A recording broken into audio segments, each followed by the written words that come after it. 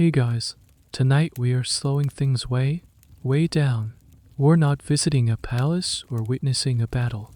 Instead, we're stepping into the quiet, rhythmic life of someone whose work was the very foundation of the ancient world's greatest city. We are going to spend a day with a Roman baker, a pistor, and follow the slow, methodical, and almost magical process of turning grain into bread. This is a journey of textures and smells, of muscle and patience. You might get a little virtual flour on your clothes. So, before you get comfortable, take a moment to like the video and subscribe, but only if you genuinely enjoy what I do here. It helps our quiet corner of the internet find other history lovers who prefer to drift off to the past. And, as always, please drop a comment to let me know what city you're in and what time it is for you. It's a wonderful ritual for me to see our global community gathering for tonight's story. Now, dim the lights, maybe turn on a fan for that soft background hum, and let's ease into tonight's journey together. It's the cold that wakes you, not a damp, lake minus water cold, but a dry, seeping chill that seems to radiate from the stone floor and plaster walls of your small room. You're lying on a simple straw minus stuff mattress, and the coarse wool blanket does little to keep the pre-minus dawn air at bay. You open your eyes, but it makes little difference. The room is steeped in an inky, profound darkness, broken only by a sliver of faint moonlight filtering through a small, shuttered window high on the wall. You live on the 4th floor of an insula, one of the colossal, teetering apartment blocks that house the vast majority of Rome's population. The word insula means island, and it feels appropriate. You are on a small, cramped island in a sea of humanity, stacked one on top of the other. The air is stale and close, and even in this deep quiet, the building is never truly silent. You can hear the faint, wheezing cough of your neighbor through the thin partition wall. A baby cries for a moment on the floor below before being shushed back to sleep. This is life at the working heart of Rome, and your day starts earlier than almost anyone else's. You are a baker, a pistor, and an entire neighborhood will depend on you for their morning meal. You swing your legs off the low bed, your bare feet meeting the shocking cold of the floor. There's no time to linger. The routine is as ingrained in you as the permanent dusting of flour in the lines of your hands. You pull on a simple, knee-length tunic of undyed wool, the standard uniform of the Roman working class. You slide your feet into sturdy leather sandals, their soles worn smooth from countless trips on hard cobblestones. As you move quietly in the dark, you are acutely aware of the fragility of your home. These insula were notoriously shoddy constructions, built by greedy landlords using cheap materials.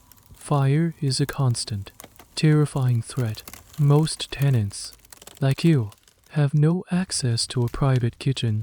All cooking is done on dangerous, portable braziers, a major reason why commercial bakeries like yours are so vital to the city's life. The buildings are also known to simply collapse. Historians still debate just how precarious life in these structures was, but the Roman satirist Juvenal wrote of the dread of falling roof tiles and crumbling walls. It's a thought you push from your mind every morning. You unlock the simple wooden door to your room and step into the narrow, pitch-black stairwell.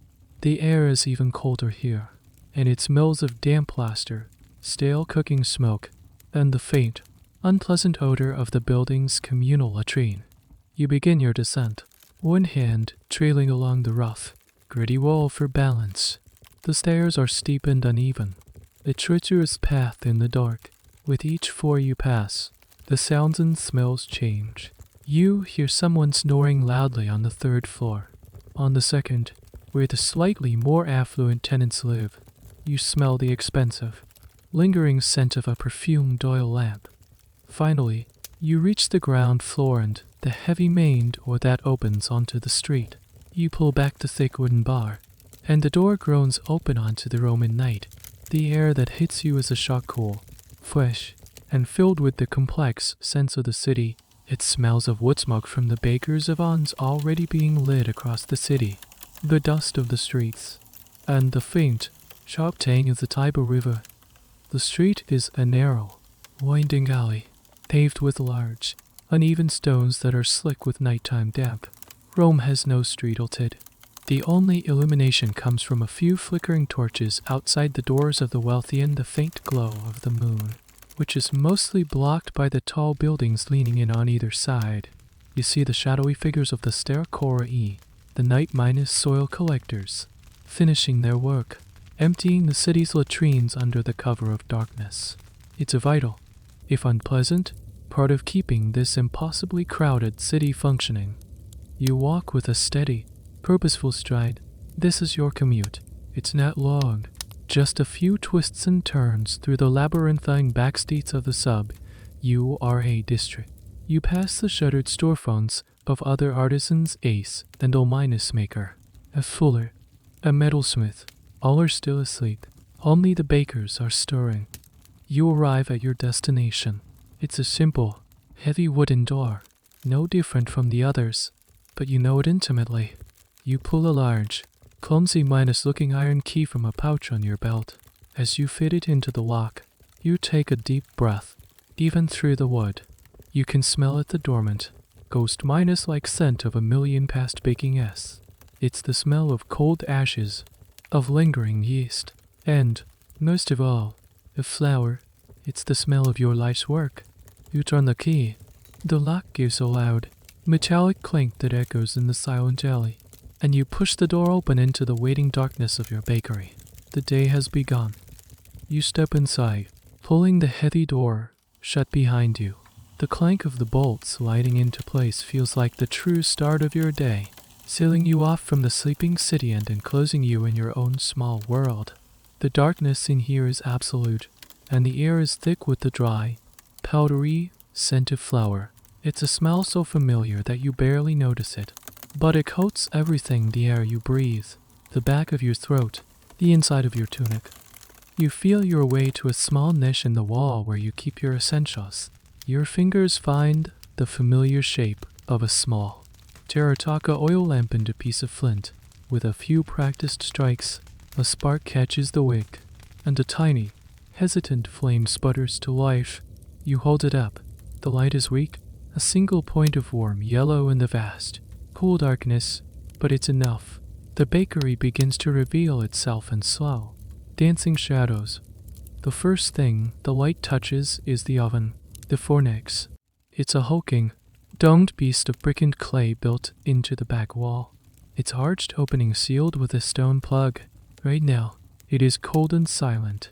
The heart of your operation, dormant, a pile of gray, feathery ash lies swept to one side of its mouth, the ghost of yesterday's fire. Later, this beast will roar with a heat so intense it will shimmer in the air. But for now, it sleeps, dreaming of the bread it will soon bring to life. As you move the lamp, its light slides across the room and falls upon the true engine of your business, the mill. It's a magnificent, imposing structure of dark, volcanic stone, standing almost as tall as you are. This is the mola as in Aria, the donkey-powered mill, a piece of technology that separates a professional bakery like yours from a simple home kitchen. It's an hourglass-shaped behemoth. The stationary bottom cone, the mita, is fixed to the floor. Resting on it is the rotating top piece, the calculus, which is shaped like two hollow cones joined at their points, forming a funnel at the top where the grain is poured. This innovation was a game-changer for Roman society, allowing for the mass production of flour that fed the city's enormous population, a task impossible with small, hand-cranked querns. Of course, the mill cannot turn on its own. In a small, A-line stall at the back of the room, you hear a soft snorting, the rustle of straw. The lamplight reveals the sleepy, long mine, the slashed eye of your business partner, your donkey. He is not just a beast of burden. He is the single most expensive and valuable asset you own. Apart from the bakery itself, you approach him, murmuring a quiet greeting, and run a hand down his coarse, dusty coat. The good baker knows his donkey is his colleague. You feed him well. You treat his ailments, and you know the exact tone of voice to use to get him moving on a cold morning. This bond is a lesser minus known but crucial part of your trade. The animal's strength and stamina directly determine your daily output, your profit, and whether your family eats well. The final key feature of the room is the kneading trough, the methodical. It's a massive, rectangular basin carved from a single piece of stone, its surface worn smooth from decades of use by you and the baker who came before you. It's here that the alchemy of flour, water, and life will take place. Seeing these three key elements, the oven, the mill, and the trough, lays out the entire process. And it also brings to mind the ongoing debate that even you, the humble baker, are aware of. Historians of the future will puzzle over the exact business structure of bakeries like this one. Were you a fully independent artisan, the master of your own small domain?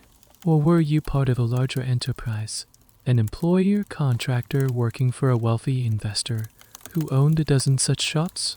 Looking at your expensive mill, it's easy to imagine a rich patron was involved in setting it up.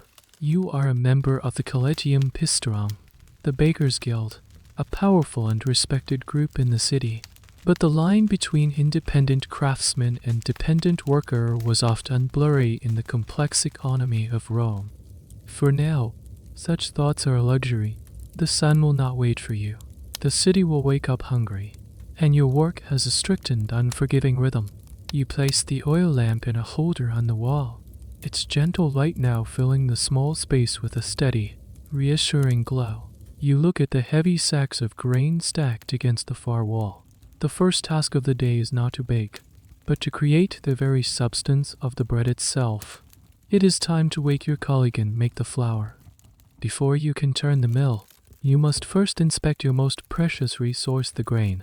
You walk over to the far wall where heavy burlap sacks are stacked neatly on a raised wooden platform to protect them from dampened vermin. You untie the top of one of the sacks and plunge your arm deep inside. The sensation is familiar and comforting. The grain is cool, smooth, and flows through your fingers like a dry river. It has a clean, earthy smell, the scent of sunshine and distant fields. This isn't just food. It is the lifeblood of Rome. The grain you hold in your hand is the endpoint of a colossal, state-managed logistical operation that is one of the true wonders of the ancient world. The city of Rome, with its population of nearly 1 million people, is far too large to be fed by the surrounding Italian countryside. The sheer quantity of wheat required is staggering. Historians estimate the city needed hundreds of thousands of tons per year just to survive. The grain in your sack most likely began its journey in the fertile fields of Egypt or North Africa. It was harvested, threshed, and transported to the port of Alexandria, where it was loaded onto massive, specialized grain freighters. These ships, some capable of carrying over 1,000 tons, would then make the perilous journey across the Mediterranean, a trip fraught with the danger of storms and pirates. Upon arrival at Rome's port of Ostia, the grain was transferred to smaller river barges and towed up the Tiber River right into the heart of the city. It's a supply chain of immense scale and complexity, and any disruption to a bad harvest, a storm minus wrecked fleet, a rebellion in a province could lead to shortages, price spikes, and riots on the streets of Rome. This is the basis of the famous cura on Nonae, the grain dole, to keep the massive, often volatile, urban population fed and quiescent. The Roman state provided a monthly distribution of free or heavily subsidized grain to hundreds of thousands of its citizens.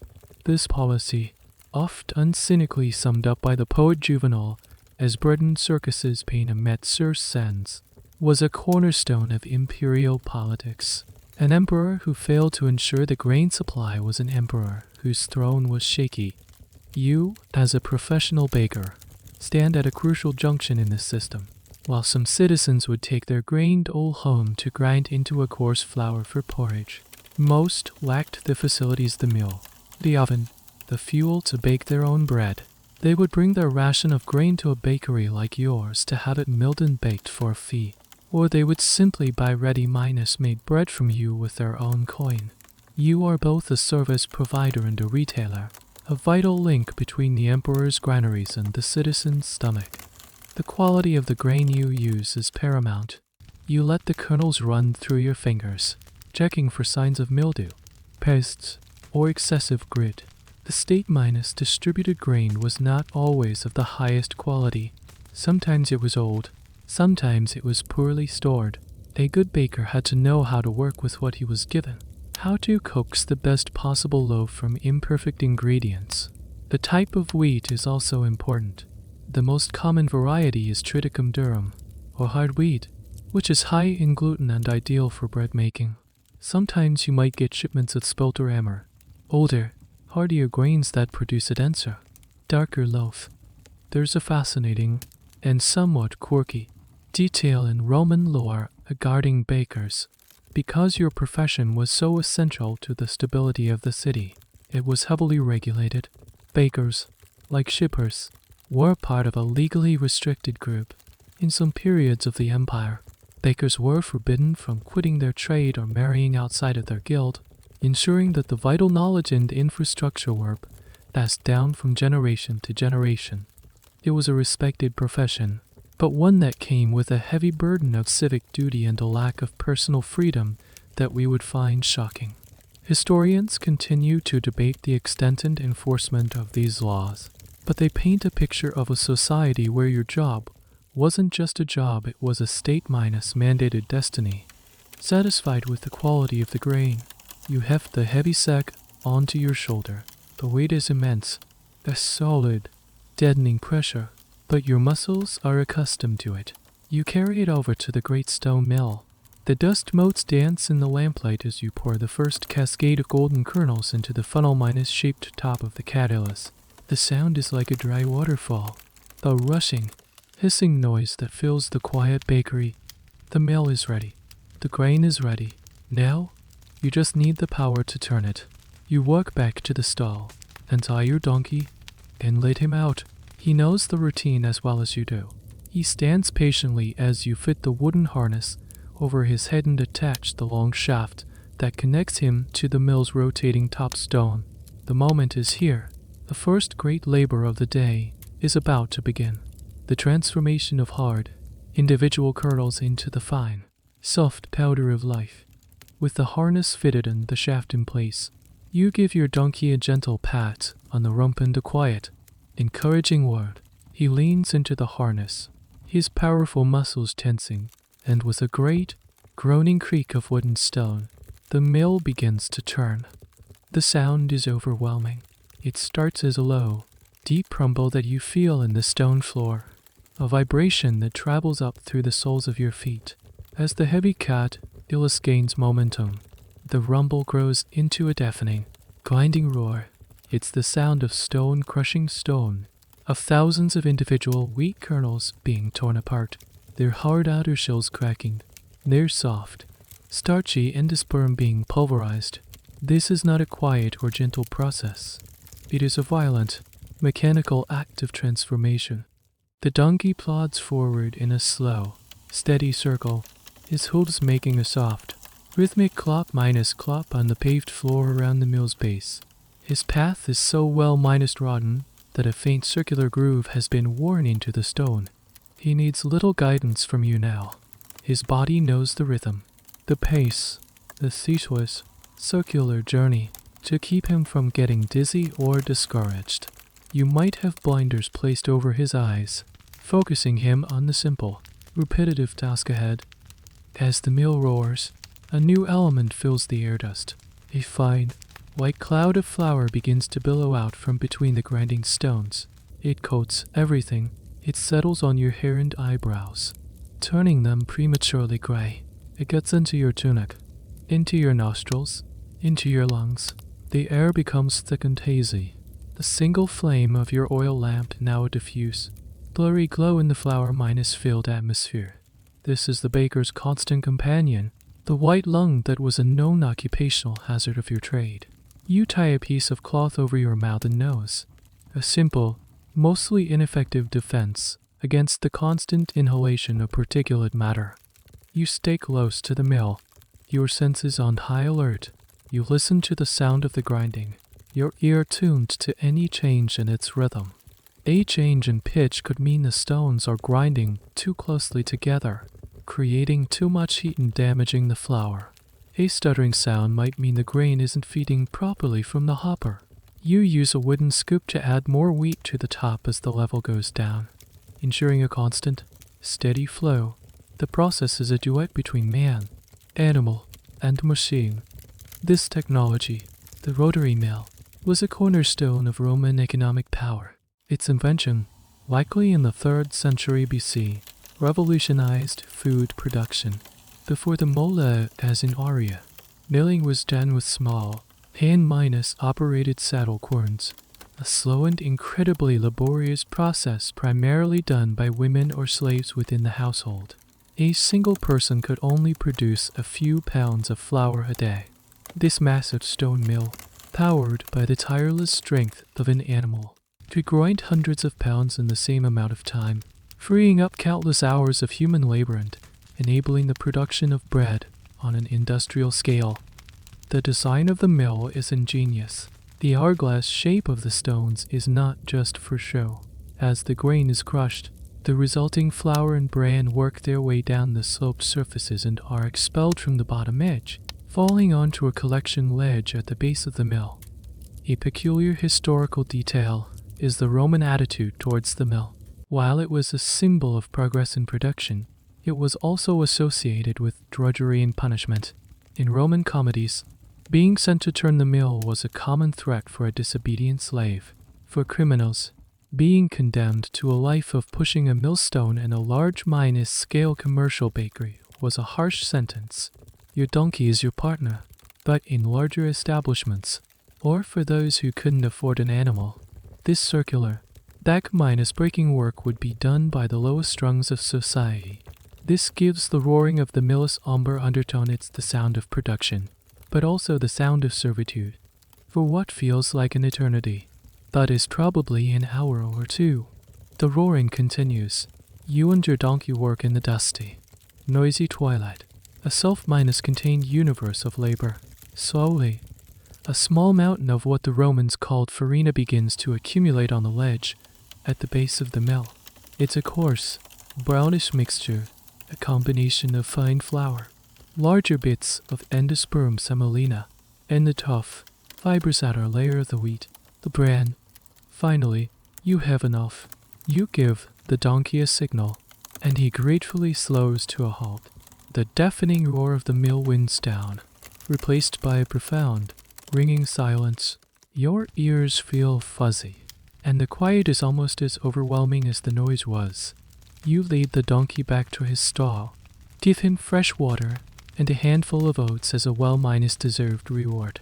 His work for the morning is done. You stand for a moment in the now-quiet room, the air still thick with floating flour. The first great task is complete.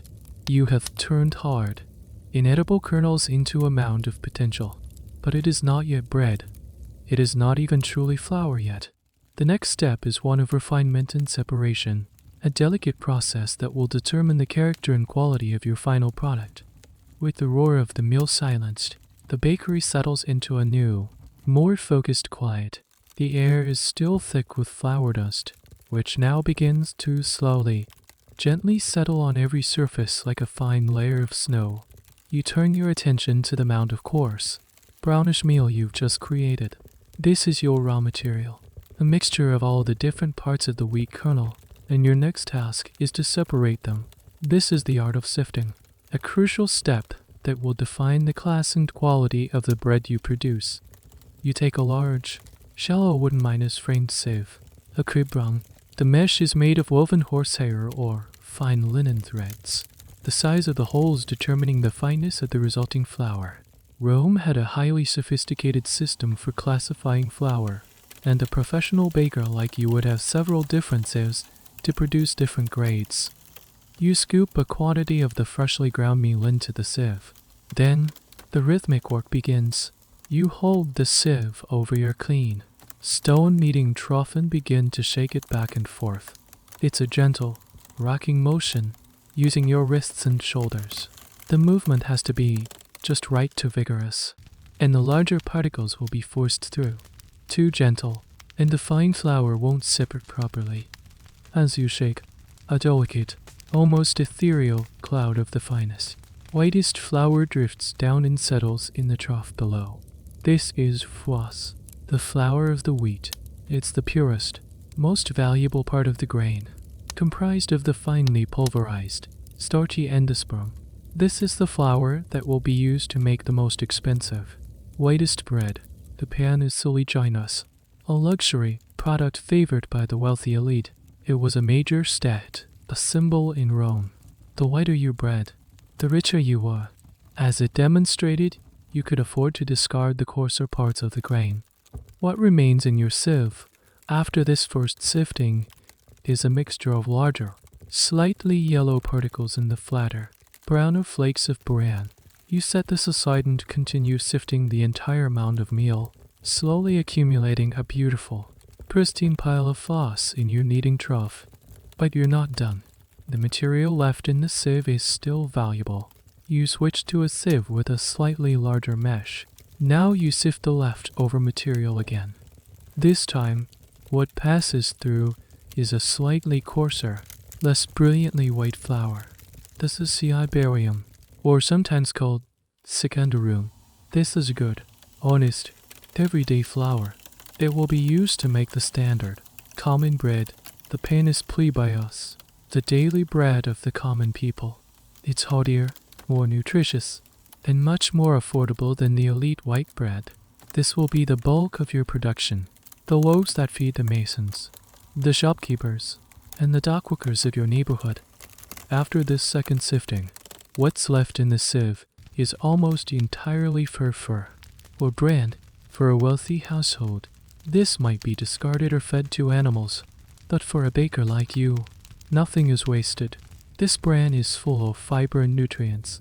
It will be used to bake the darkest, densest, and cheapest loaves. The pan is sorted as, or dirty bread. This was the bread of the very poor or sometimes of slaves. It was heavy and coarse, but it was filling unprovided vital sustenance. Some moralizing Romans, like the Stoic philosopher Seneca, actually praised this coarse bran bread, arguing it was more wholesome and less decadent than the refined white loaves of the rich and early whole minus sweet movement. Of his sort, one of the curious and often debated aspects of Roman baking is the presence of adulterants in the flour. While a baker like you prided yourself on your product, less scrupulous millers or bakers were known to add other things to the flour to increase its weight and their profit. They might add ground beans, chuck, or even white earth. Pliny the Elder wrote about a particular type of white earth from Italy that was esteemed by bakers for increasing the weight of the flour. This practice was, of course, illegal and frowned upon, but it highlights the constant struggle for profit in a competitive market. A customer buying bread from you is trusting that you've given them pure wheat, not a loaf padded with chalk dust. You now have 3 distinct piles of flour: the fine, white floss for the rich, the good, standard C Iberium for the masses, and the coarse, dark fur for the poor. Each has a different texture, a different color, and a different destiny. Your skill as a baker is not just in baking, but in this vital, preliminary step of understanding your raw materials and preparing them for their different roles. You carefully scoop the different grades of flour into separate wooden bins, cleaning the kneading trough thoroughly between each one. The bakery is still quiet. The only sound the soft scrape of your scoop and the gentle rustle of the flour. The air is still and cool. But now, you are about to introduce the most important ingredient of all. It's not flour, and it's not water. It is a living, breathing thing, a magical substance that you have nurtured and kept alive, the very soul of your bread. It is time to wake up the yeast. You move to a quiet, protected corner of the bakery, away from any drafts. Here, sitting in a special lidded earthenware pot, is the most precious and mysterious substance you own. It is your sourdough starter, what the Romans called fermentum, more crescent ium. This is not the neat, granulated yeast you might buy in a packet today. This is a living colony of wild yeasts and bacteria, a bubbling, breathing, and slightly sour minus smelling dough that you have kept alive for years. A direct descendant of the starter used by the baker who taught you your trade. You lift the lid of the pot, and the air fills with a sharp, tangy, slightly alcoholic aroma. It's a complex smell, both fruity and acidic, the signature scent of wild fermentation. You peer inside. The starter is a pale, sticky mass, its surface dotted with small bubbles. It is alive. This pot contains millions of microscopic organisms, captured from the flour, the air, and the skin of grapes, all coexisting in a symbiotic culture. This is the magic that will make your bread rise, that will give it its complex flavor and its airy texture. The science behind this process was a complete mystery to the Romans. They knew that it worked, but not how it worked. Pliny the Elder, in his great work Natural History, described the process with a sense of wonder and confusion.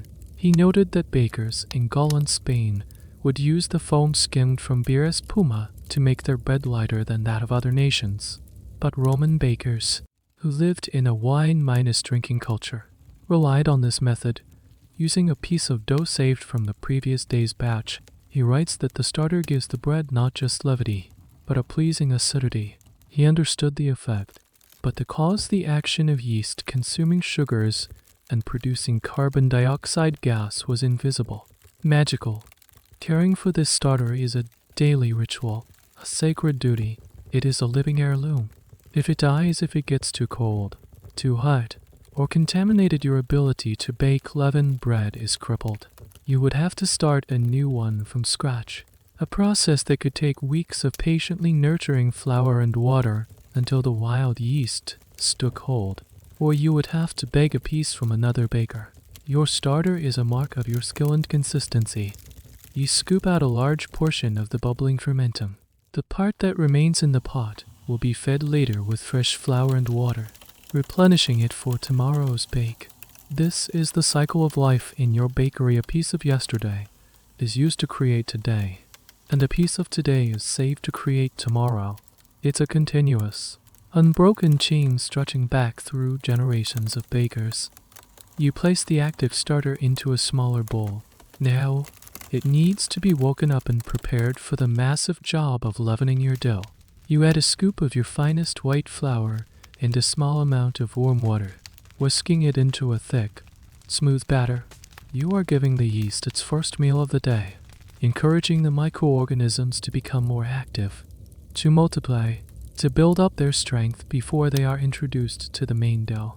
One of the fascinating, undebated topics for food historians is the flavor profile of Roman bread. What did it actually taste like?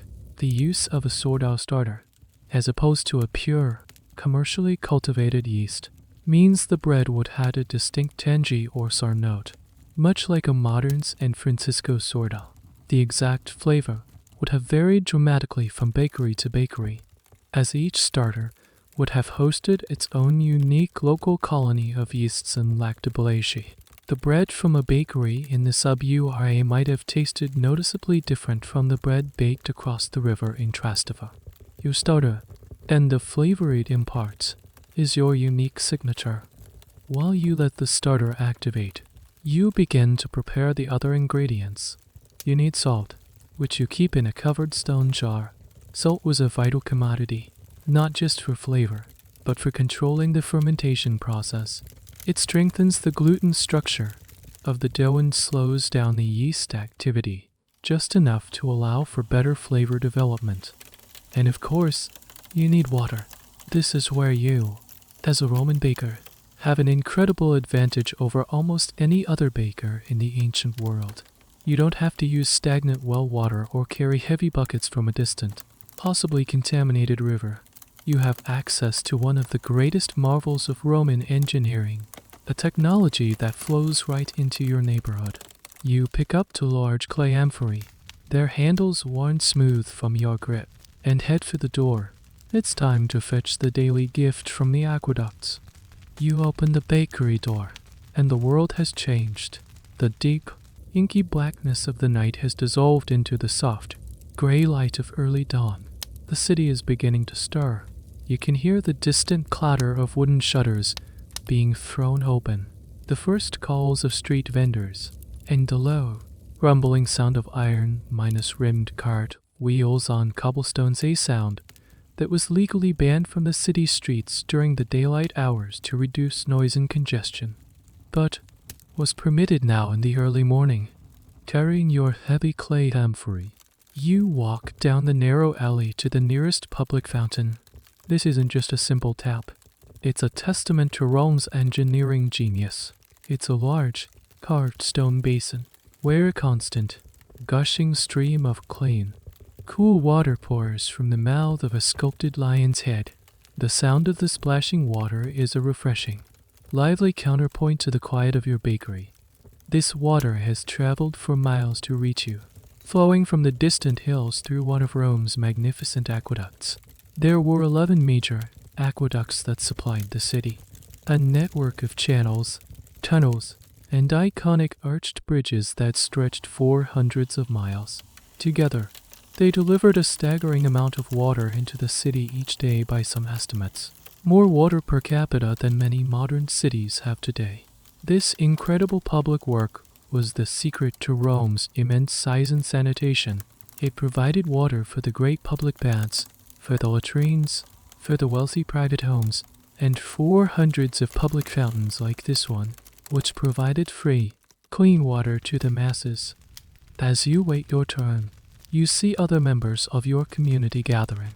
A woman from the insula next door, her hair still messy from sleep, is filling her own smaller jars for her family's daily needs. 2 young boys, slaves from a nearby wealthy house, are laughing and splashing each other as they fill their buckets. The public fountain was a vital social hub, a place where neighbors met, exchanged gossip, and caught up on the news of the district. It's the ancient equivalent of the office water cooler.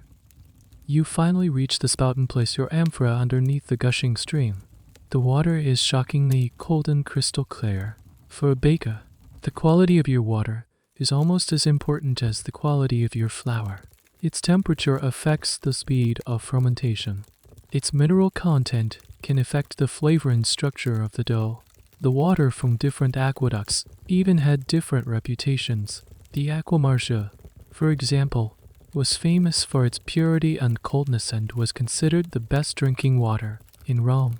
While you probably don't know which specific aqueduct feeds your neighborhood fountain, you know from experience that this water is good. It makes strong, flavorful bread. This easy access to clean water is a luxury that is hard for us to comprehend. A baker in London or Paris at this same time would be using water from a polluted river or a communal well of questionable cleanliness. The Roman state's investment in this massive hydraulic infrastructure was a public health triumph that profoundly shaped the daily lives of everyone in the city, from the emperor in his palace to you, a humble baker filling your jars at dawn. The precise role of water in Roman baking is a topic that food historians find fascinating. Did they use different temperatures of water to control their dough, as modern bakers do? It's highly likely a skilled baker like you would know instinctively to use slightly warmer water on a cold winter morning to give the yeast a boost, and cooler water on a sweltering summer day to slow the fermentation down and to prevent the dough from over-minus proofing. This was part of the ars pistorica, the art of the baker, a knowledge built on experience and sensory intuition rather than written formulas. With your 2 amphorae now filled to the brim and incredibly heavy, you begin the slow, careful walk back to your shop. You have to brace your core and use your leg muscles, your arms straining against the weight. This is another part of the physical toll of your job, the constant lifting and carrying of heavy sacks, heavy jars, and, soon, heavy dough. You arrive back at the bakery, the comforting smell of flour and yeast welcoming you back. You set the amphorae down with a heavy thud. The quiet, Solitary part of your morning is over. Now, you have everything you need. You have your different grades of flour, sifted and ready. You have your salt. You have the pure, cold water from the hills. And, most importantly, you have your bubbling, activated starter, the living heart of the operation. You stand before the great stone kneading trough, which now holds a pristine mountain of flour. All the separate elements are in place.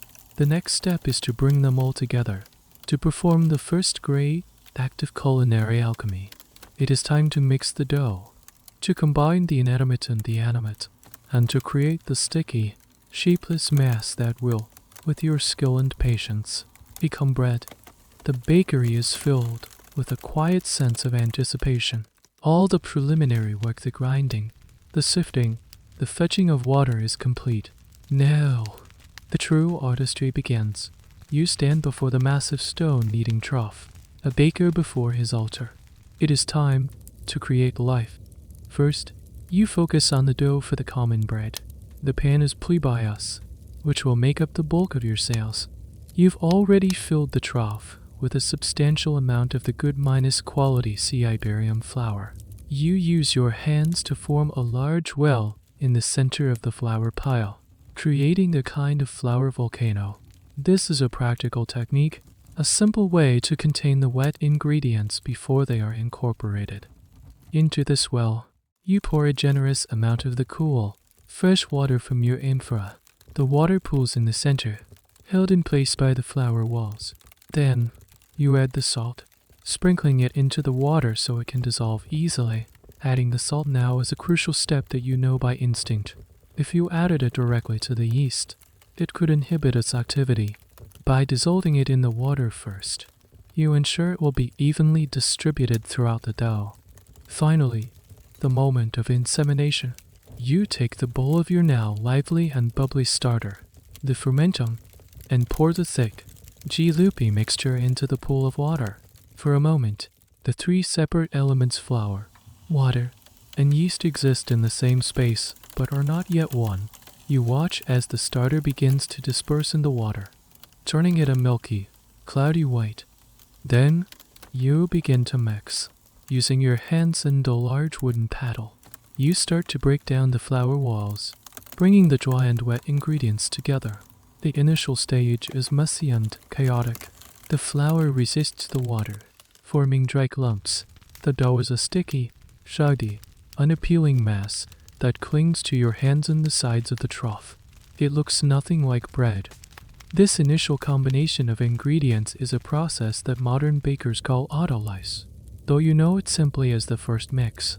Even this early stage is full of subtle craft. A less experienced baker might be tempted to add more flour if the dough seems too sticky, or more water if it seems too dry. But you know to be patient. You trust the process. You know that the flour needs time to fully absorb the water, for the proteins within it, the gluten and gliad, to begin to hydrate. As you continue to work the mass, a transformation begins to happen. The shaggy, disorganized clumps start to cohere. The dough becomes a single, unified body. The stickiness lessens as the flour absorbs the last of the free water. The texture changes from lumpy and rough to something that is beginning to feel smoother, more elastic. It's a moment of pure alchemy, the birth of the dough. The tools of your trade are simple. Your primary tools are your own two hands. You feel the dough, assessing its texture, its temperature, its level of hydration, with a sensitivity that no machine could replicate. You might also use a doulabra, a simple wooden or bronze scraper, to help you lift and turn the massive quantity of dough in the trough and to scrape down the sides, ensuring every last bit of flour is incorporated. One of the great mysteries for those who study Roman bread is the exact recipes and ratios they used. We have no surviving Roman recipe books written by professional bakers. Our knowledge is pieced together from agricultural writers like Tato and Pliny, from archaeological remains like the carbonized loaves of Pompeii, and from artistic depictions. They didn't use precise measurements like we do. A baker like you would work by sensu, by feel. You'd know the right amount of water, not from a measuring cup, but from the way the dough felt against your palm. You'd know the right amount of starter not by weight, but by the volume of a familiar scoop. This intuitive, sensory-based knowledge was your most valuable skill. You repeat the process for the other types of bread. For the wealthy elite span is soleaginous. You use the finest, silkiest tea white flour, perhaps enriching the dough with a splash of milk or a little olive oil to make it softer and more decadent. For the dark pan is sordidus. You use the coarse bran flour, which you know will require more water, as the bran is incredibly absorbent. Each dough has its own personality, its own feel. After several minutes of this initial mixing, you have 3 distinct masses of dough, each resting in its own container. They are still rough, underdeveloped, and not yet ready for the intense work of kneading. They need a moment to rest. This short rest period allows the gluten to begin developing on its own, making the next stage, the kneading, more efficient. You cover the troughs with damp linen cloths to prevent the surface of the dough from drying out. You stand back, wiping the sticky residue from your hands and forearms. The bakery is quiet again. The hard work of mixing is done. The deaths are born. They are now living, breathing entities, full of potential. But to build the structure they need to become magnificent, airy loaves, they must be strengthened. The most physically demanding part of your day is about to begin, the long, rhythmic, and exhausting dance of kneading. The short rest is over. The doughs have had a moment to hydrate and relax, but now it's time to build their strength. This is the most physically grueling part of your day, the part that separates a professional baker from an amateur. It is the long, repetitive, and deeply physical process of kneading. This is where your body becomes a machine. Your muscles the engine that will transform this soft, pliable mass into a strong, elastic network capable of trapping the gases produced by the yeast. You turn first to the largest batch. The dough for the pan is plebious. You flour your hands on the surface of the great stone trough to prevent sticking. Then, you begin. You press the heel of your hand into the center of the dough, pushing it away from you. The motion comes not just from your arm, but from your shoulders and your back, putting your entire body weight into the effort. Then, you fold the stretched dough back over on itself, give it a quarter turn, and repeat the process. Push, fold, turn, push, fold, turn. It's a dance, a slow, rhythmic, and incredibly demanding dance. The initial movements are difficult. The dough is slackened tears easily. But as you work, the magic of gluten development begins. The proteins in the flour, which were in a tangled, random state, begin to align themselves, forming long, elastic chains. With every push and fold, you are organizing and strengthening this gluten network. The bakery, which was quiet, is now filled with new sounds. The soft, rhythmic thump of the dough being worked against the stone, the sound of your own steady, focused breathing, the slight squelch of trapped air being pushed out. Your muscles begin to burn. Sweat beads on your forehead and trickles down your temples, and you have to be careful it doesn't drip into the dough.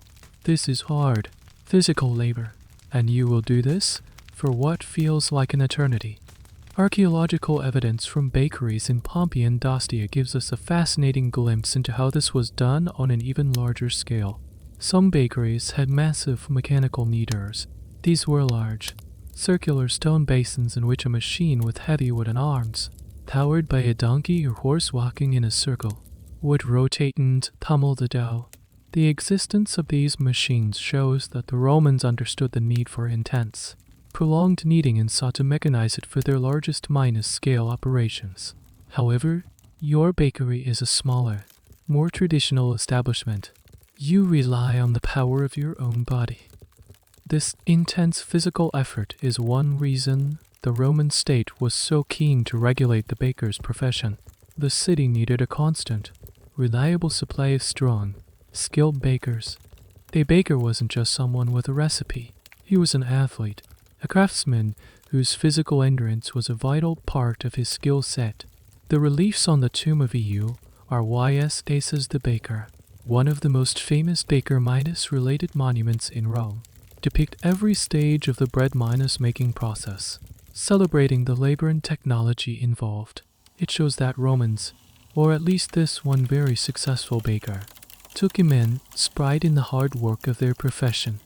As you continue your rhythmic dance, the dough's personality changes completely. It transforms from a sticky, flaccid mass into something that feels alive. It becomes smooth, supple, and elastic. It resists you, pushing back against your hand with a life of its own. It develops a skin, a smooth, silky surface. You can stretch it without it tearing.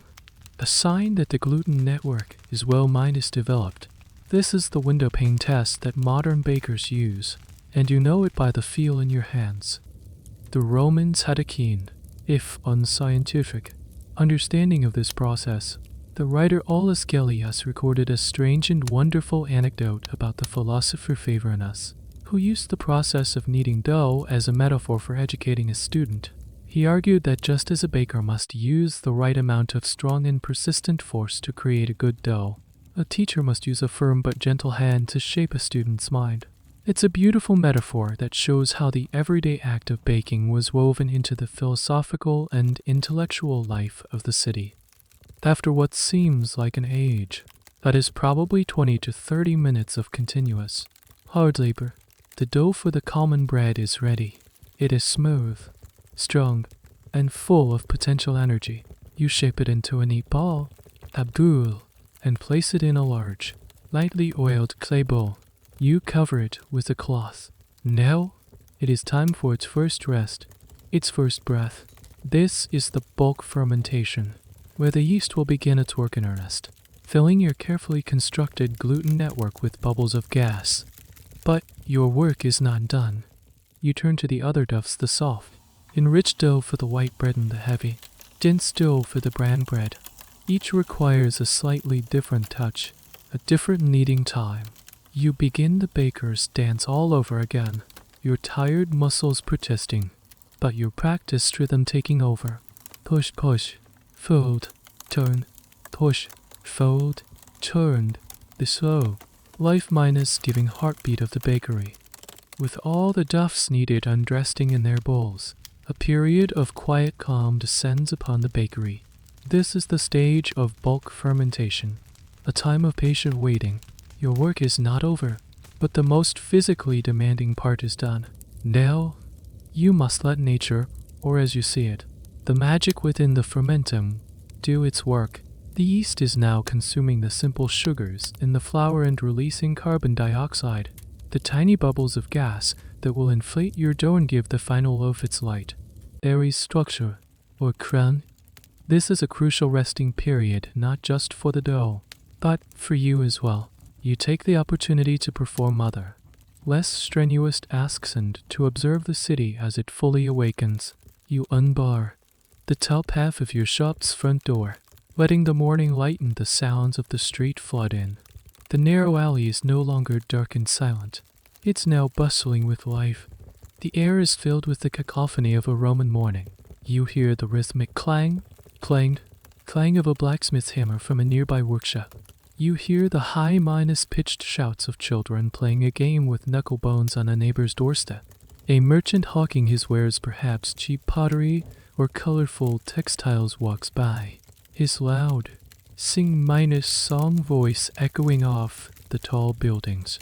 The sounds are a stark contrast to the peaceful, focused silence of your work so far. You watch the people go by. A wealthy matron, carried in a litter by 4 strong slaves, passes by, her face hidden behind a curtain, on her way to visit a temple or a friend. A stern-faced legionary, off-duty, strides past, his hobnailed sandals striking sparks on the cobblestones. A group of women from your building head to the fountain, their voices a lively chatter of gossip and daily concerns. You are a quiet observer at the heart of this vibrant, chaotic, and endlessly fascinating urban ecosystem. You check on your doughs. You gently press a floured finger into the surface of one of them. The indentation springs back slowly, a sign that the fermentation is progressing well. The dough has visibly grown in size, its surface now domed and full of life. The temperature of your bakery is critical here. On a warm summer day, this first rise might take only an hour. On a cold winter morning like this one, it could take 2 or 3. You, as a baker, are also a meteorologist, constantly adjusting your process based on the ambient conditions. Roman bakeries did not have temperature minus controlled proofing boxes. Your own sensory experience of the day's warmth or chill was your only guide. During this waiting period, you might prepare a simple breakfast for yourself. Nothing elaborate. You might have a piece of yesterday's bread, hard and stale, which you soften by dipping it into a mixture of water and wine. A common Roman breakfast known as passe for soldiers, or simply vinaigrette pan is for civilians, or perhaps a simple porridge of spelt or barley. You eat standing up, your eyes constantly darting back to your precious, rising duffs. This is also a time for preparation. You clean your work surfaces meticulously, dusting them with a fine layer of flour for the next stage shaping. You get your tools ready. One of these is your bakery's unique bread stamp, a signum pistor. This is a small, hand-held stamp, usually made of bronze or terracotta, with a carved design on its face. The design could be your initials, a symbol of your family, or an image associated with your trade, like a sheaf of wheat or a tiny millstone. This stamp is your signature, your brand. For baking, you will press this into every loaf you make. The purpose of these stamps is a subject of some debate among historians. On one hand, it was a simple mark of ownership. Many citizens would bring their own flour to a commercial bakery to be baked into bread for a fee.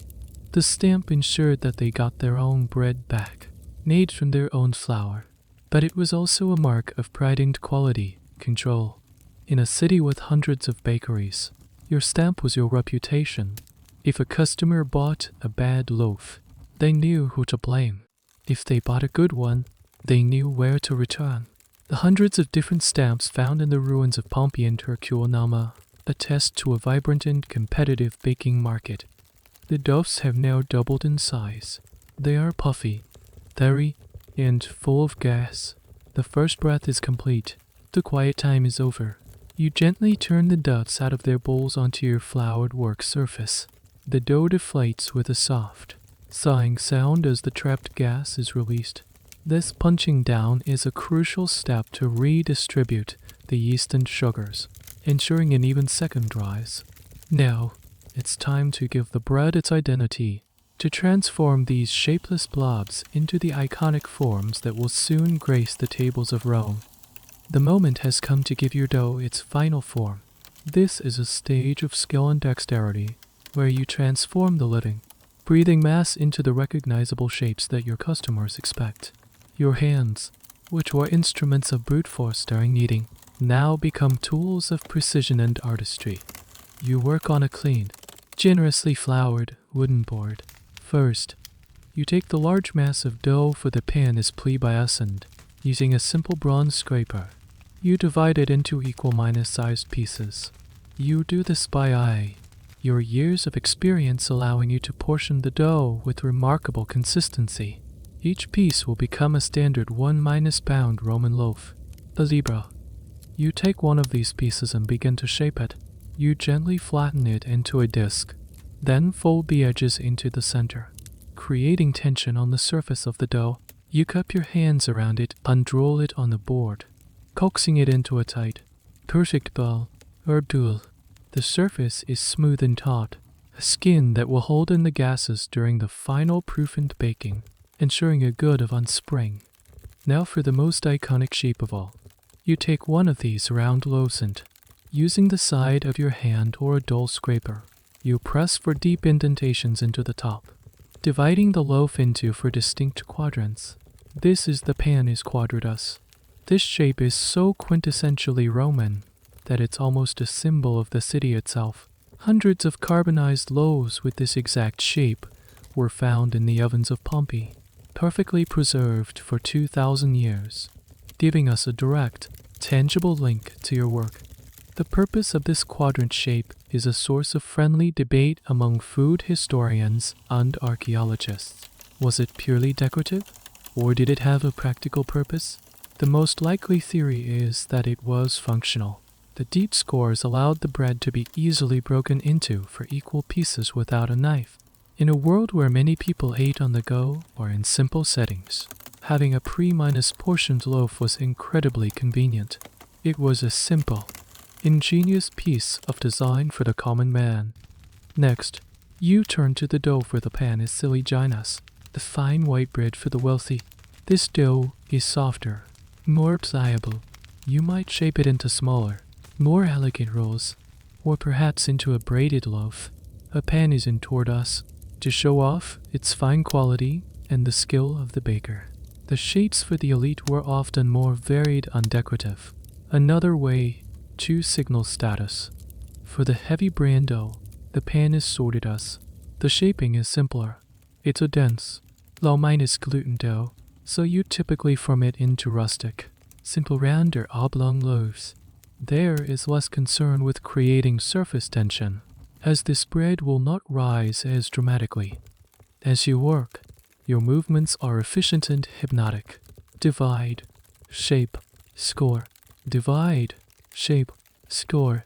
Soon, your workbench is covered with rows of perfectly formed, pale, and lifeless minus-looking doughs. They are the ghosts of the bread they will soon become. One interesting detail of Roman life is the variety of bread available, which went far beyond these basic types. The Roman culinary world was surprisingly diverse. There was panis austriarius, or oyster bread, a small loaf meant to be eaten with oysters at the start of a fancy meal. There was panis picanus, the bread made with spelt flour, almonds, and raisins, which had to be soaked in milk before eating. The army had its own special hardtack, panis militaris, designed for durability on the march. While you specialize in the daily staples, you are aware of this wider world of baking, a testament to the Roman love of food and culinary innovation. A Roman writer named Athenaios provides a long, almost comical list of different breads available in his time, categorizing them by shape, ingredients, and quality. He mentions tin-shaped bread, mold-shaped bread, lattice-bread, and even spear-shaped bread. While some of these might be poetic exaggerations, it shows that bakers were constantly experimenting, creating new products for a discerning public. With all your loaves shaped and arranged on long wooden peels or cloth-lined trays, you perform one final, crucial step before their last rest. You take your signum pistoris, your personal bread stamp, dip it in a little olive oil to prevent sticking, and press it firmly into the top of each loaf. Thump. A small circle with your initials is now imprinted on a loaf of panis quadratus. Thump. Your mark of a wheat sheaf is now on a small, fine white roll. This act is the culmination of your morning's work. It is you, the baker, claiming ownership and responsibility for this creation. It is a mark of pride. You are not just a nameless producer of a commodity. You are an artisan, and this is your signature. You are declaring to the world, I made this. This is my work. The rows of pale, stamped dough now lie in waiting. They need one final rest, one final breath, before they face the fire. And while they rest, you must turn your attention to the sleeping giant in the corner and wake the beast. With the shaping and stamping complete, the rows of pale dough now need their final rest. This last proofing is a delicate time, where the loaves will puff up one last time, filling with gas and becoming light and airy. They are covered gently with linen cloths to protect them from drafts and to keep their skins from drying out. This period of quiet is your window of opportunity to perform the most dangerous and critical task of the day, waking the oven. You approach the fornax, the great brick domed beast that has been sleeping silently in the corner. Its mouth is a dark, arched opening, currently plugged with a heavy stone or a fitted metal door.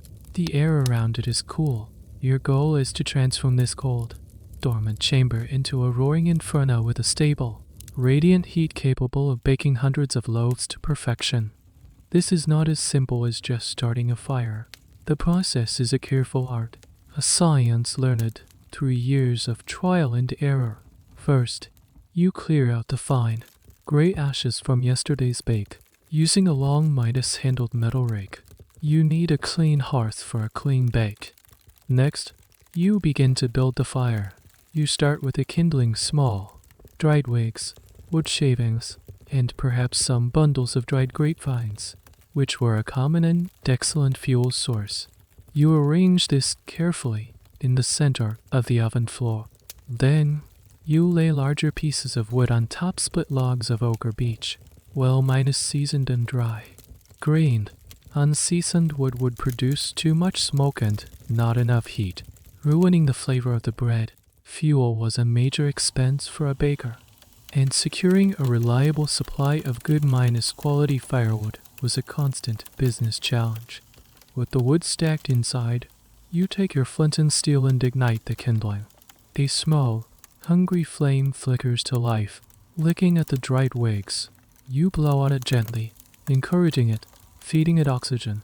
The kindling catches, and a cheerful crackling sound fills the bakery.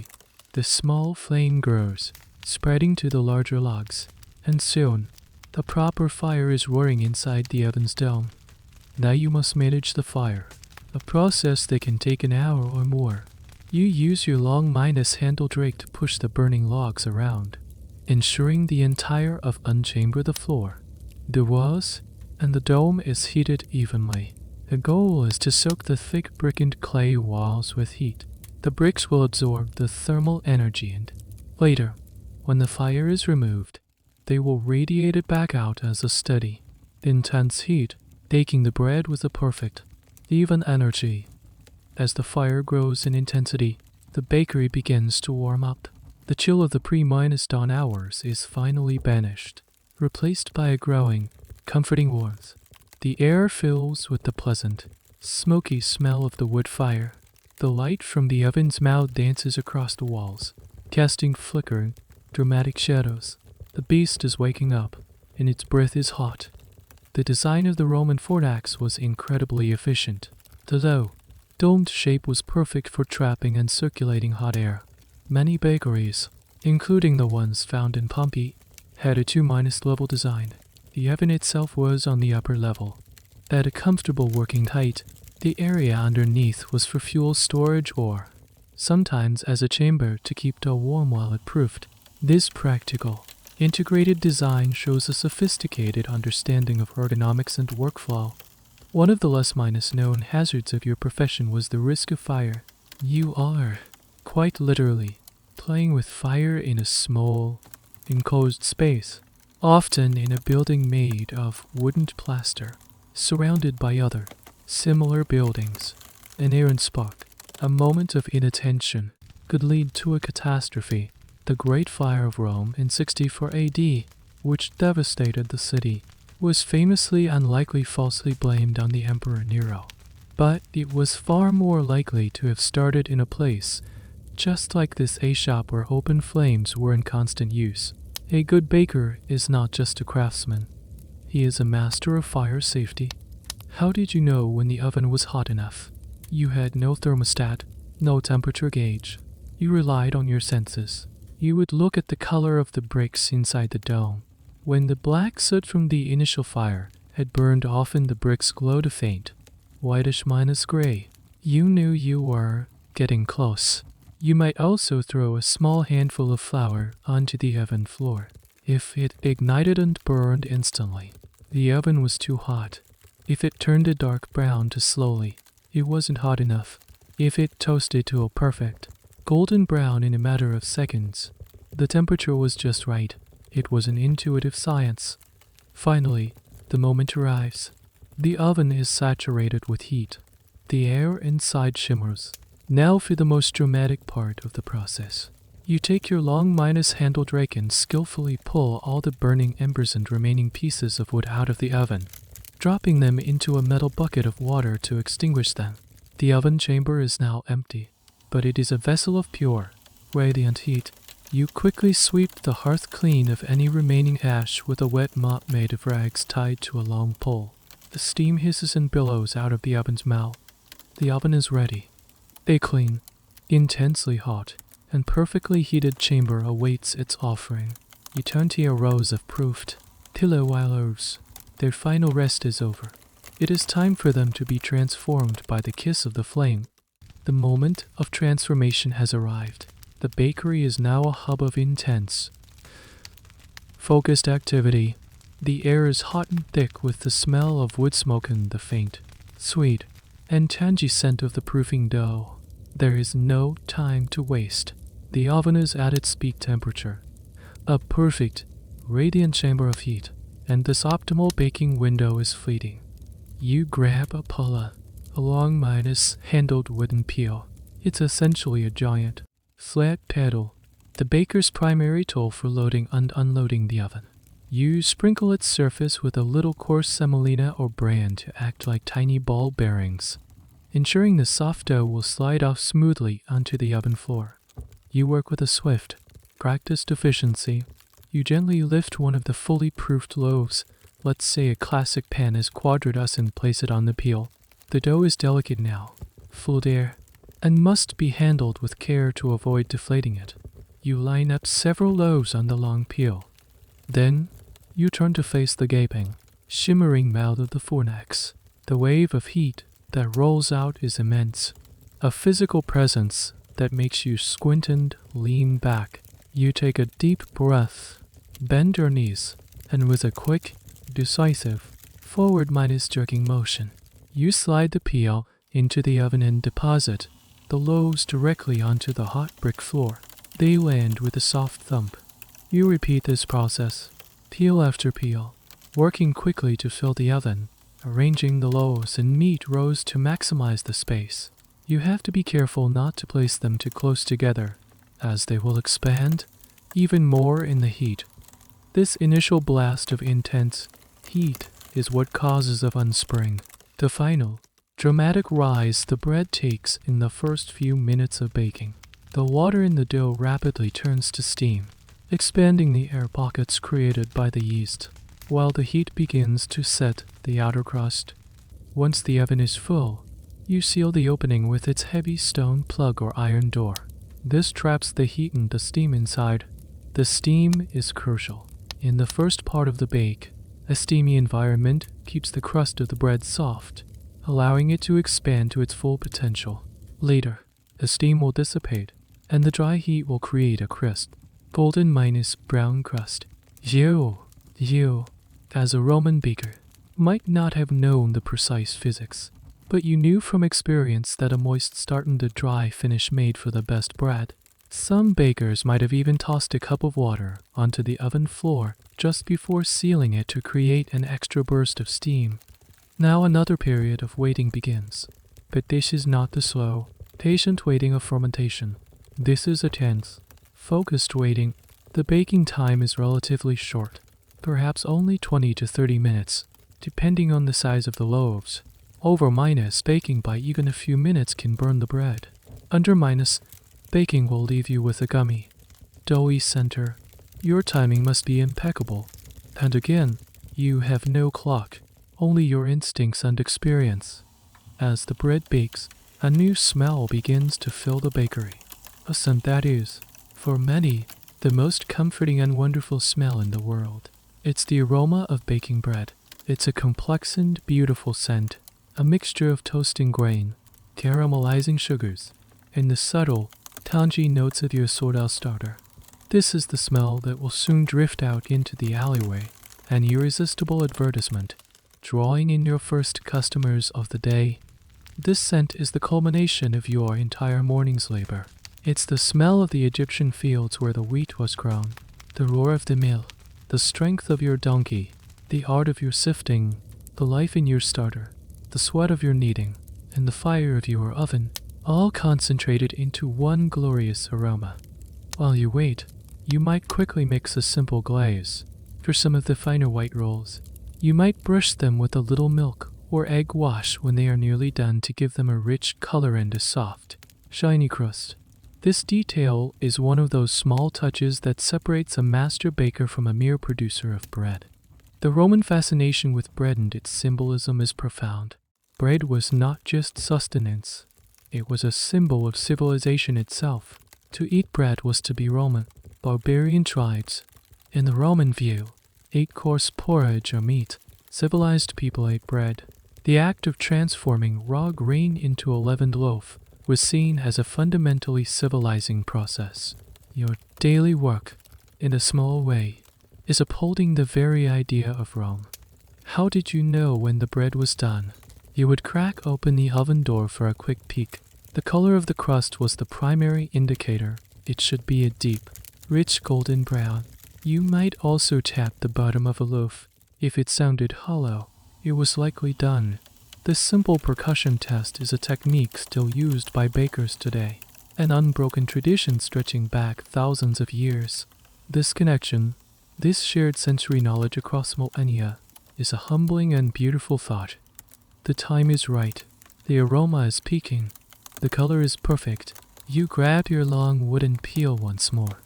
It's time to retrieve your creations, to pull the finished, golden, life-minus giving loaves from the fiery heart of the oven. The first batch is ready for the hungry city. You unseal the oven door, and a blast of fragrant, hot air rushes out, enveloping you in a cloud of pure, unadulterated bready-minus-ness. The transformation is complete. The pale, lifeless stuff you placed in the oven are now magnificent, golden-minus-brown loaves, swollen, crisp, and alive with heat and aroma. Using your peel, you skillfully retrieve the bread from the oven's depths, one peel minus full at a time. The sound of the crisp crusts scraping against the wood of the peel is a satisfying, crunchy music. You place the searingly hot loaves onto large wood uncooling racks. This is a crucial step. If you were to stack them together now, the trapped steam would soften the crust you worked so hard to create. They need to breathe. As the loaves cool, they sing. You can hear a faint, crackling, popping sound, like a tiny firework display. This is the sound of the crust contracting as it cools, creating a network of fine fissures. It's the sign of a perfect crust, and it's one of the most satisfying sounds a baker can ever hear. Your bakery, which has been your private sanctuary all morning, is now about to become a public space. You walk to the front of the shop and throw open the lower half of the door and the wooden shutters. For the first time today, your shop is fully open to the street. The irresistible aroma of freshly baked bread, which has been building up inside, now pours out into the alleyway, a siren call to anyone passing by. It's the best form of advertising in the world. Your first customers are already waiting. They are the early risers, the workers on their way to their own jobs, the mason heading to a construction site, the dock worker making for the river wharves, the shopkeeper opening his own stall in the nearby forum. For many of these people, your bread is their breakfast, their I eat than Schulung. The Roman breakfast was typically a very simple, light meal. Many Romans wouldn't eat a formal breakfast at all, but for those who did, bread was the centerpiece. The worker might buy a small, 1-pound loaf from you, still warm from the oven, and eat it as he walks, perhaps dipping it in a little wine or olive oil he carries in a flask.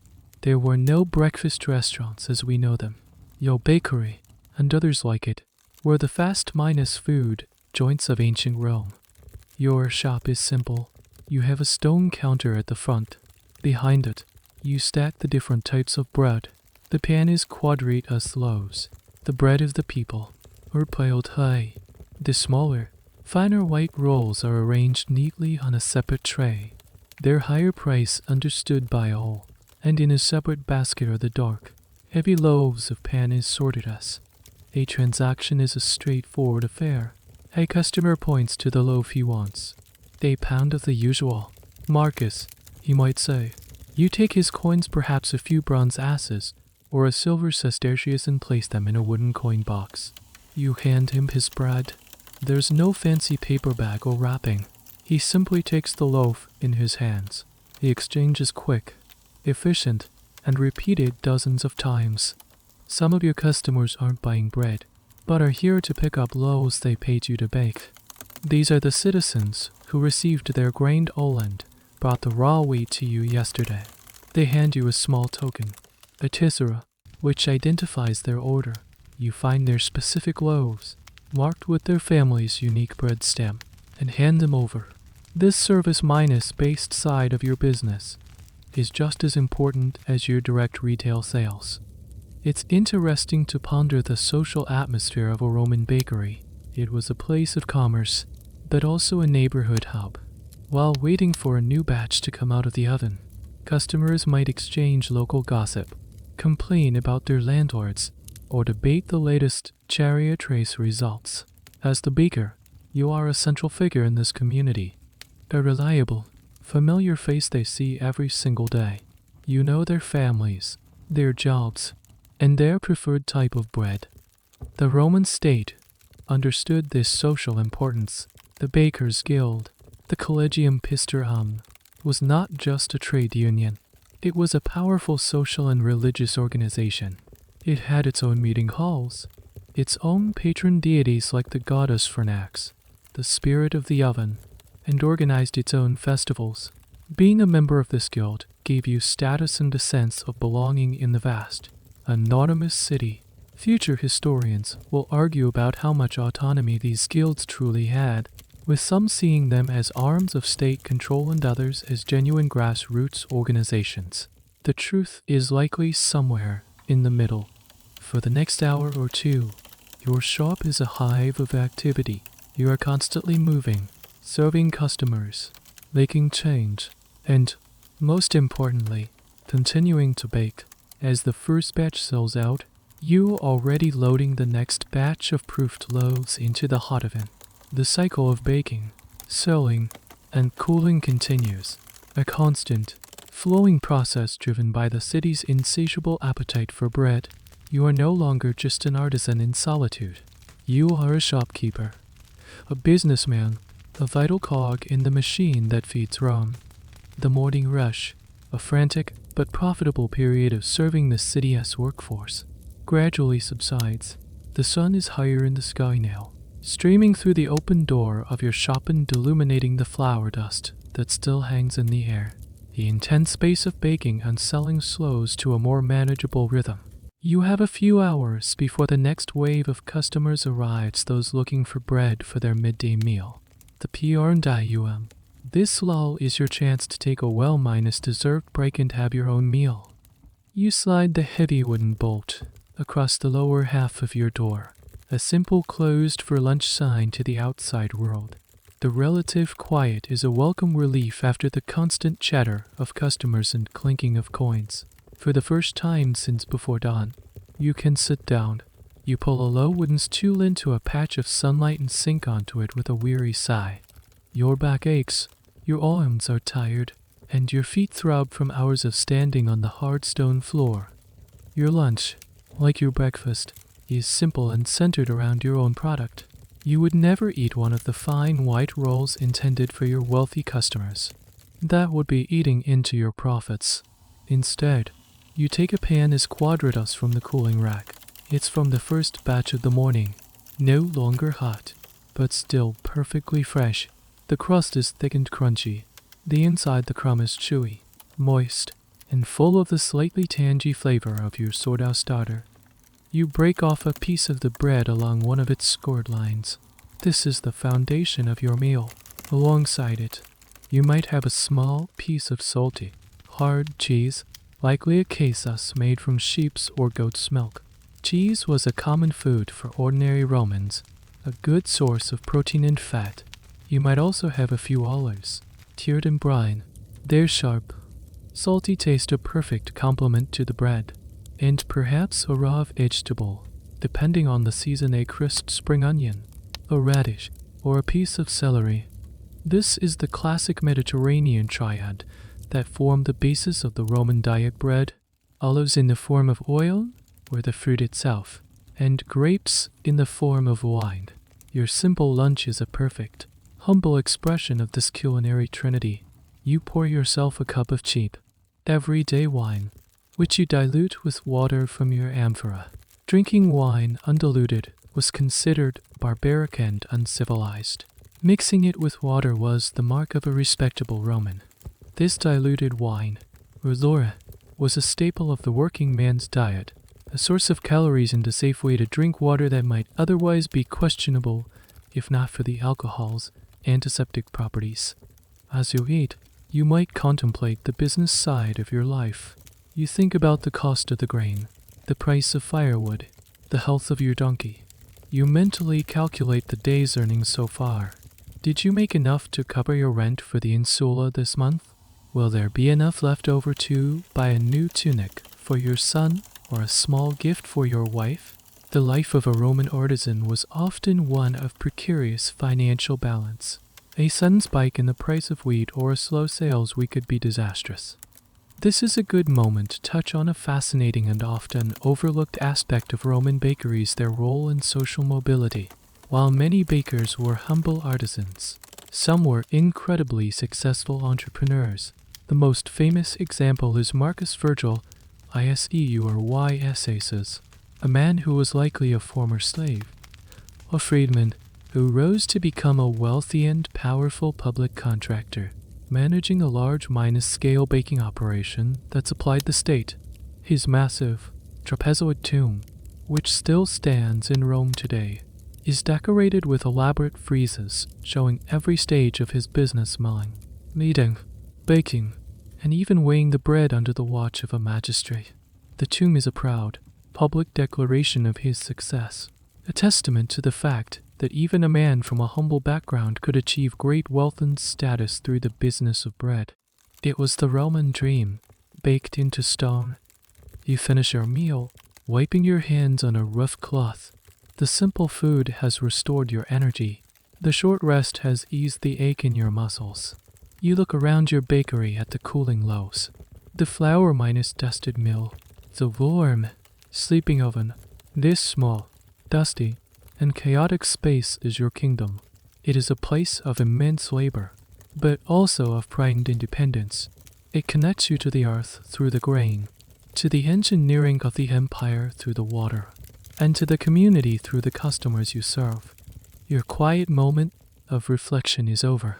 You hear the first knock on your door. Someone is outside, hoping to buy bread for their midday meal. You rise from your stool, brush the crumbs from your tunic, and slide back the bolt. The baker's day is not yet done. The midday rush is a different affair from the morning one. It's less frantic, more varied. You sell loaves to families for their main meal. The cena, which for working class people was often eaten in the middle of the day. You might see slaves sent from wealthier households to buy bread, their masters being too important to come themselves. Schoolboys, their lessons finished for the day, might stop by to spend a small coin on a roll. The rhythm of sales is steady, and you continue to bake, pulling hot loaves from the oven and sliding new ones in, ensuring a constant supply of fresh bread. As the afternoon wears on, the sun begins its long descent, and the heat of the day starts to wane. The crowds thin out. Your stock of bread, once piled high, has dwindled to just a few remaining loaves on the racks. The furious energy of production and sales gives way to the final, and equally important, phase of your day: cleaning and closing. A bakery is a messy place. Flour dust, as you well know, it's everywhere. Dried bits of dough cling to your work surfaces. Ash and soot from the oven have settled on the floor. Maintaining a clean and orderly shop is not just a matter of pride. It's a matter of hygiene and good business. No one wants to buy bread from a filthy bakery. You start by sweeping the floor. With a broom made of bundled twigs, a scopa, you begin the methodical process of gathering up the day's debris. A cloud of flour dust rises as you sweep, catching the slanted afternoon light in golden shafts. You sweep the loose flour, the tracked minus in dirt, and the bits of spilled grain into a pile and dispose of it. Next, you turn your attention to the great stone kneading trough. It's caked with the dried residue of the day's duffs. You use your bronze scraper, the douze bras, to chip and scrape away the hardened crusts. Then, you use water and a coarse cloth to scrub the stone surface until it is smooth and clean again, ready for tomorrow's work. This is hard, physical work, and your tired muscles protest. You also clean your tools, the wooden peels, the mixing paddles, the bronze stamps. You wipe them down, making sure no dough is left to harden on them. Proper care of your tools is essential. They are the instruments of your crafted and expensive investment. One of the interesting challenges for archaeologists excavating Roman bakeries is distinguishing between the mess of a bakery that was suddenly abandoned, like in Pompeii, and the routine, and minus of minus de antidness, the location of tools, the state of the oven, the presence of unbaked dough. All these details provide clues about the final moments of the bakery's life.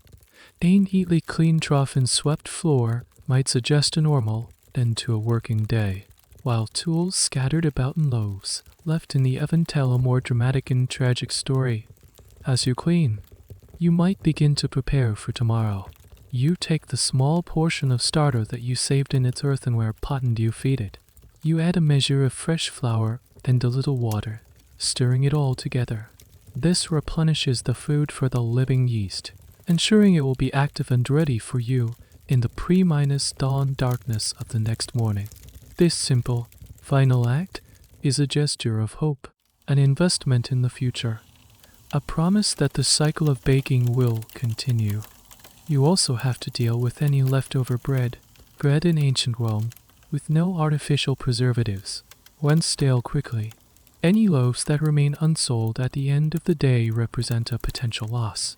You might sell them off at a steep discount to the last few customers of the evening, or you might set them aside for your own family's use.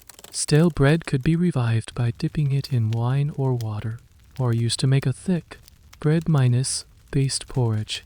Nothing is wasted. The concept of day-old bread is as old as bread itself. The Roman state even had regulations concerning stale bread. There are records of laws intended to prevent bakers from passing off old bread as fresh, a testament to the fact that this was a common consumer complaint. Your reputation as a baker depends on the freshness and quality of your product, so you are careful to manage your production to have as little waste as possible. Finally, the shop is clean. The tools are put away. The starter is fed. The last of the customers have gone. The alley outside is growing quieter as people retreat into their homes for the evening. You stand for a moment in your tidy, silent bakery. The air no longer smells of fresh baking, but of clean stone, old wood, and the faint, ever-minus present ghost of flour. The day's labor is complete. It's time to put the oven to bed and return to your own home. The sun has finally dipped below the horizon, and the city is painted in the deep purples and soft grays of twilight. The sounds of the day, the shouting, the hammering, the rumbling of carts have softened into a more gentle, domestic hum from the open doorways of the insule. You can hear the sounds of families gathering, the murmur of conversation, the cry of a tired child. The workday is over for most of Rome, and it is for you, too. But there is one last, crucial task to perform before you can leave your shop. You must tend to the oven. The fornax is no longer a raging beast, but its heart is still full of immense heat. The bricks of its domed hearth radiate a powerful, steady warmth that keeps the bakery from growing cold. This residual heat is a valuable resource, and you must manage it carefully. You take the heavy stone plug and seal the oven's mouth. This traps the remaining heat inside, slowing its dissipation. A well-built oven will still be warm enough in the morning to make the task of firing it up again slightly easier. This is a small but significant energy-saving technique, a piece of practical wisdom passed down through generations of bakers. This trapped heat also had another, more surprising use in some Roman bakeries. The residual warmth of the oven was sometimes used for a form of slow-minus cooking. A family might bring a terracotta pot filled with a simple bean stew or a piece of tough meat to the baker in the morning. For a small fee, you would place the pot inside the oven after the bread was finished, letting it cook slowly in the gentle, declining heat all day. The family would then collect their hot, ready minus to minus seat dinner in the evening. This made the baker not just a bread minus maker, but a central figure in the neighborhood's culinary life, providing a vital cooking service for people who had no safe ovens of their own. This practice underscores the bakery's role as a communal hub. With the oven sealed, you do a final check of the shop. The flour sacks are tied shut. The coin box is secured. The water amphorae are empty, ready to be refilled tomorrow. Everything is in its right place. The cycle is complete. You extinguish your oil lamp, plunging the bakery back into a deep, warm darkness. The only light is the faint, silvery moonlight that now filters in through the open top minus half of the door. You push the heavy door shut, the sound echoing in the quiet shop, and slide the heavy bolt home. The bakery is now secure, a silent, sleeping world of its own, dreaming of the next day's bake. You step out into the cool, evening air of the alley. The change in temperature and smell is immediate. The air here is fresh and crisp, carrying the scent of wood smoke from 1,000 cooking fires in the distant, damp smell of the tiger. You stand for a moment, stretching your tired back, your muscles aching from a day of lifting, kneading, and standing. Your walk home is a journey through a city transformed. The streets are emptier now, and the darkness softens the city as hard edges. You see families sitting on their doorsteps, enjoying the cool of the evening. The sounds are more intimate, the strumming of a lyre from an open window, the soft laughter of friends sharing a cup of wine, the soothing murmur of a mother singing a lullaby. The public, chaotic roam of the daytime has given way to a more private, domestic city. As you pass by a street minus corner shrine, a small niche dedicated to the Lares, the household gods, you might see someone leaving a small offering, a flower, a piece of fruit, a small cake. Roman religion was a constant, daily presence, woven into the fabric of the city. These small, personal acts of piety were just as important as the grand ceremonies in the temples. One of the great historical debates surrounding Roman daily life is how people spent their evenings. For the wealthy, it might be a time for lavish dinner parties, convivial with multiple courses, entertainment, and philosophical discussion. For a working man like you, the evening is a time for simple rest and family. There were no public streetelted, so venturing far from home at night could be dangerous. The streets were the domain of revelers, drunks, and those with less minus than minus honorable intentions. Most ordinary Romans stayed in their own neighborhoods after dark, in the relative safety of their local community. You finally arrive back at your insula. The building, which was a hive of quiet, sleeping bodies when you left, is now filled with the low hum of life. You greet your neighbors as you begin the long, for minus story, climb up the dark, steep staircase. The climb feels twice as long as it did this morning, your legs heavy with fatigue. You reach your floor and push open the door to your small apartment. The room is no longer dark and cold. The single oil lamp burns brightly, casting a warm, welcoming glow. Your wife is there, and perhaps your children, their faces lighting up as you enter. The smell of a simple stew, perhaps cooked on a small, carefully minus-tended brazier, fills the small space. You have returned from the world of labor to the sanctuary of your home. You are no longer Marcus the baker. You are Marcus the husband and father. Your long day is finally at its end. You sink down onto a stool at the small wooden table in your apartment, the weariness of the day settling deep into your bones. The single room, which felt so cold and cramped in the pre-minus dawn darkness, is now a haven of warmth and light. Your wife places a steaming bowl of lentil stew before you, and you take a piece of the bread you brought home from the shop, the staff of your life, the product of your own two hands. You eat slowly, the simple, nourishing food of profound comfort after a day of hard labor. Your children might clamber onto your lap, eager to share stories from their day. Your son might show you a new way HES learned to play with knuckle bones. Or your daughter might proudly recite a line of poetry she learned it from her mother. In these moments, the back mind is breaking work, the flower mind is dusted lungs, and the constant financial worries all fade into the background. This is why you do it. The small circle of lightened love in the heart of a vast and indifferent city. After the meal, as your family prepares for sleep, you might step out onto the small, rickety wooden balcony of your apartment. From 4 stories up, you have a unique vantage point. You look out over a sprawling, chaotic sea of terracotta rooftops. The sounds of the city have dwindled further now, becoming a low, gentle murmur. Here and there, you see the flickering yellow light of an oil lamp in a neighbor's window, a small pocket of life in the growing darkness. You look towards the heart of the city. You can't see the great marble temples of the Forum from your working minus class district of the SURA, but you can feel their presence. You think about the immense, complex organism of Rome. You think about the grain ships on the Mediterranean, the legions guarding the frontiers, the engineers maintaining the aqueducts, and the emperor in his palace on the Palatine Hill. You are a tiny, seemingly insignificant part of this colossal machine.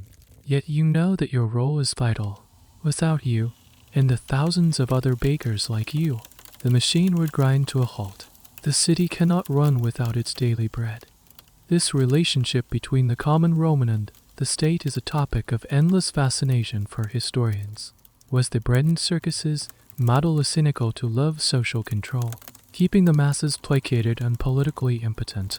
Or was it a form of social contract, a genuine, if paternalistic, effort by the state to care for its citizens? From your perspective, it's probably both. You are grateful for the stability the grain all provides, but you are also keenly aware that your livelihood is dependent on the whims of emperors in the vast, impersonal logistics of the state. The air grows cooler. The last of the lights in the neighboring windows are extinguished one by one. The city is finally, truly going to sleep. You think about your own bakery, dark and silent, the precious sourdough starter working its slow, quiet magic in its pot, preparing for you. The thought is a comfort, a reassurance of the rhythm and continuity of your life. This sense of rhythm is central to understanding the life of a Roman artisan. Your life is governed by cycles, the daily cycle of waking, baking, and sleeping, the weekly cycle of the market days, the monthly cycle of the grain dole, and the yearly cycle of the seasons, which affects the harvest, the price of your raw materials, and the very temperature of your dough. You live in a world of repetition, a life built on a foundation of reliable, recurring tasks. You step back inside your room and bar the door. Your family is already asleep, their breathing softened even in the quiet room. You extinguish the oil lamp, and the room is plunged into darkness. You lie down on your straw mattress, pulling the coarse wool blanket up to your chin. You close your eyes. Your mind does not go quiet immediately. You might see the ghost minus like images of the day's work behind your eyelids, the cascading river of grain, the swirling cloud of flour, the rhythmic pushing of the dough, the fiery orange maw of the oven. But these images are no longer stressful. They are the familiar, comforting iconography of your life. The last thought you might have before sleep takes you is a simple one. It's a prayer of thanks, not a grand prayer to the great gods of the capital, but a quiet, personal word of thanks to Fornax, the humble goddess of your oven, for another successful bake. Thanks to Vesta, the goddess of the hearth, for protecting your home from fire. And thanks to your own 2 hands, for getting you through another day. You are a baker.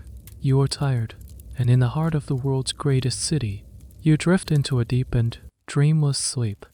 The city is now submerged in the deepest part of the night.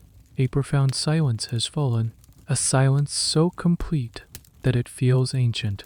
The moon, a pale, silver sickle, has climbed high into the sky, casting long, stark shadows that transform the familiar streets and buildings into a strange and mysterious landscape.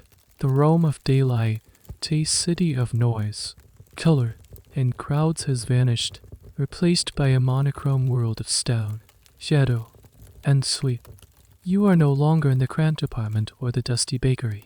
You are somewhere else, an observer floating in the cool night air. You drift over the labyrinthine alleys of the sub-URA, looking down at the endless sea of rooftops. They are a jumble of terracotta tiles, wooden shingles, then flat, plaster-minus covered roofs, all huddled together, silent under the moonlight. From up here, the great in Seoul look like sleeping giants, their hundreds of shuttered windows like closed eyes. The city is breathing slowly, a single, unified organism at rest. You drift higher, over the grander districts, towards the monumental heart of the city. You pass over the Forum, now an empty, ghostly expanse of white marble. The great temples and basilicas, which hummed with the energy of law, commerce, and religion during the day, are now silent monuments. The moonlight catches the edge of a marble column or the gilded roof of a temple, making it gleam with a cold, ethereal light. The statues of emperors and gods seem to watch over the sleeping city, their stone faces impassive and eternal. You can almost feel the weight of history in this place. Every stone here has a story. This is the ground where Romulus Undremus supposedly founded the city, where Cicero delivered his fiery orations, where Julius Caesar walked. The silence is not empty.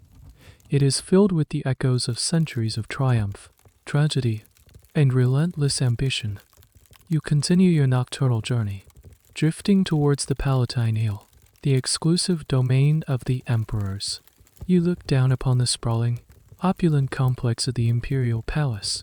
It's a city within a city, a labyrinth of courtyards, gardens, and grand halls, all dark and quiet now, save for the flickering torches of the Praetorian Guard standing their silent watch. Somewhere within those walls, the emperor himself is sleeping, the fate of millions resting on the shoulders of one man, who is, for these few hours, just as vulnerable and lost in dreams as any baker in the sub-URA. The sheer scale of Rome from this vantage point is overwhelming. It's a sprawling, organic entity that seems to stretch to the horizon in every direction. The Roman concept of the city was not just as a place, but as an idea urbs aeterna, the eternal city. Standing here, in the silent heart of its power, you can understand why they believed this. It feels indestructible, permanent, a work of gods as much as men. And yet, this idea of permanence is a fragile illusion. Historians, looking back with the benefit of hindsight, can see the hairline cracks already forming in the marble facade. They debate the complex causes of Rome's eventual decline: economic instability, political corruption, over-minus expansion, barbarian invasions, plagues. Was the fall of Rome a sudden, catastrophic event, or a slow, centuries minus long process of transformation? Could the people living in this moment, in the city's golden age, have any inkling of the ruin that would one day befall their eternal city? Probably not. For them, Rome was the world, and the world was Rome. But your journey tonight was not about emperors and the grand sweep of history. It was about the small, unseen details, the quiet rhythms that made the grand spectacle possible. It was about the donkey, plodding in its endless circle. It was about the living yeast, bubbling in its pot. It was about the baker's hands, covered in flour, pushing and folding, bringing life to the dough. The greatness of Rome was not just built on the genius of its generals' undenting ears, but on the accumulated, daily labor of millions of ordinary people like the baker you accompanied. Their lives, their work, their simple meals. That was the true, living foundation of the eternal city. The moon begins its descent. The darkness softens at the eastern edge of the sky. The first faint hint of dawn is approaching. A new day is coming. The great city will soon begin to stir, to wake from its slumber, and the ancient cycle will begin anew. The baker will wake in his cold room. The donkey will be harnessed to the mill, and the smell of fresh bread will once again drift through the alleys of Rome. The eternal city is, above all else, a hungry city, and it must be fed. The first rays of sunlight touch the highest hills of Rome, and the deep blue of the night sky begins to fade to a soft, pearly gray. Your journey through the ancient city is drawing to a close. The sounds of the baker's world, the roar of the mill, the crackle of the fire, the murmur of the morning customers are all receding, becoming gentle echoes in your mind.